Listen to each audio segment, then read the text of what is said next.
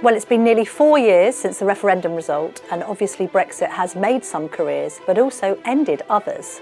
So we're going to now look at the winners and losers of Brexit. Well, certainly one of the biggest success stories by far of Brexit has been the career of Boris Johnson, now our Prime Minister, having secured that massive Tory majority. Well, we did it! We did it! We pulled it off, didn't we? And let's not forget, of course, that Mr Johnson, the former Mayor of London, was one of the key stars of the Leave campaign, very much the poster boy for Brexit throughout the last 3.5 years. And it was he who, of course, overturned Theresa May's disastrous withdrawal agreement and managed to actually get a Brexit deal that passed successfully through both houses of Parliament. Yes, he's been up against it. He hasn't always been universally popular, but I think many will agree that his negotiations with the EU, after what he was left with the withdrawal agreement in tatters, and his subsequent assault on the electorate, this idea of him being able to win both the North and the South in delivering his die-in-a-ditch pledge to get Brexit done, has been the making of him politically. Before Brexit happened, few people had even heard of Leo Varadkar, the Irish Taoiseach, but he ended up being a canny operator during the negotiations, making sure that a good argument was mobilised behind the so-called Northern Ireland backstop issue. Of course, it was also Varadkar who was instrumental in helping Boris Johnson get his deal through Parliament.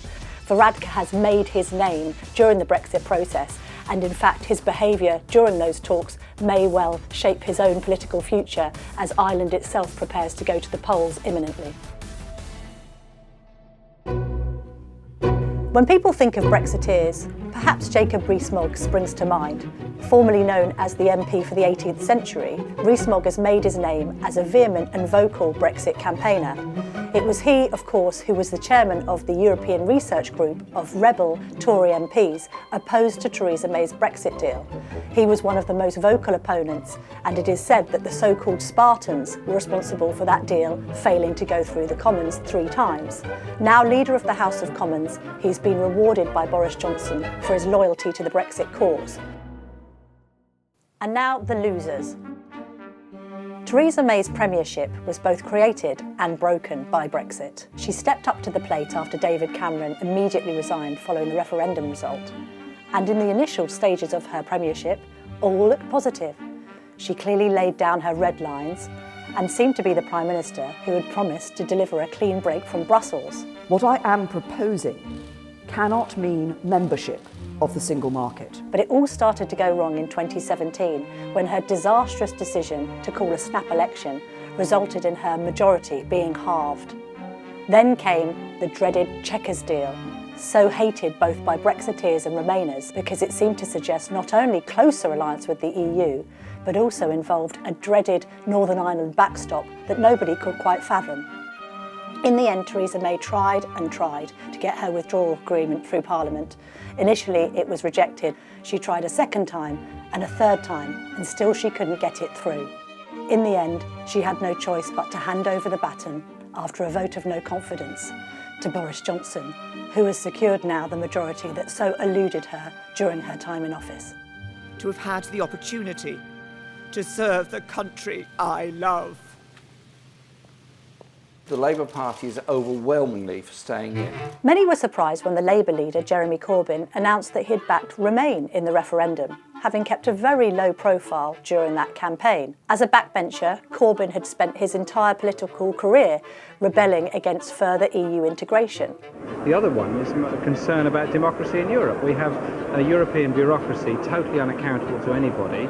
Unfortunately, though, his prevaricating over Brexit and the idea that he couldn't quite decide whether he was in or out proved to be his undoing, with many voters during the last general election blaming not only him personally, but also his flip-flopping over the biggest issue facing the nation as a reason why they did not vote for him. Well, I've done everything I could to lead this party, done everything I could to develop its policy. Whether there will be any legacy left from a man who couldn't quite decide whether he wanted to be in the EU or not remains to be seen. But the only option really seems to be that Corbyn will be confined back to the backbenches again.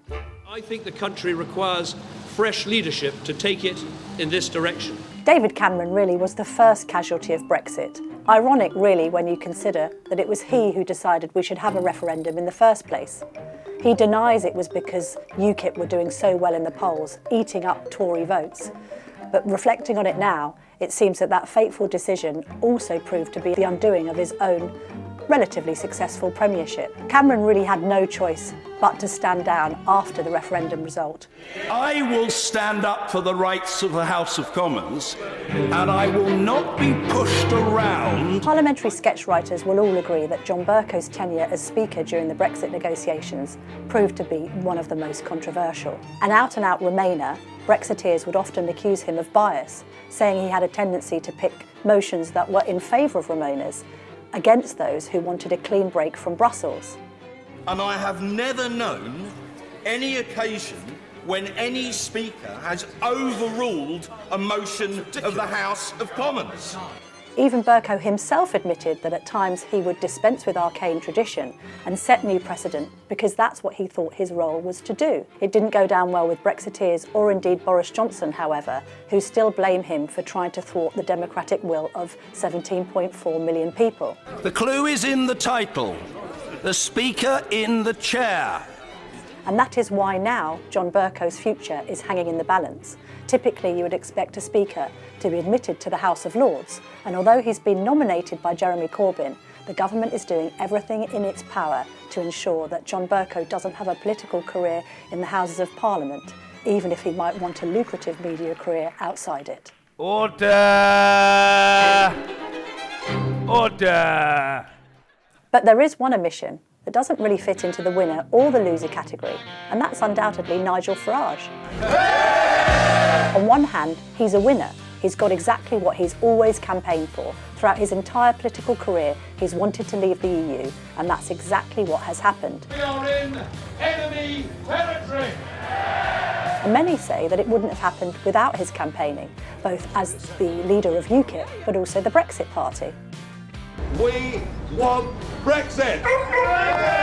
On the other hand, in a way, Nigel's been a victim of his own success.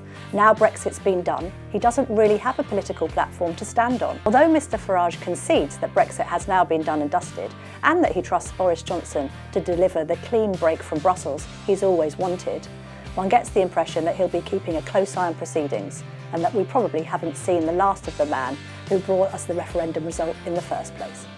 But we're going to wave you goodbye, and we'll look forward in the future to working with you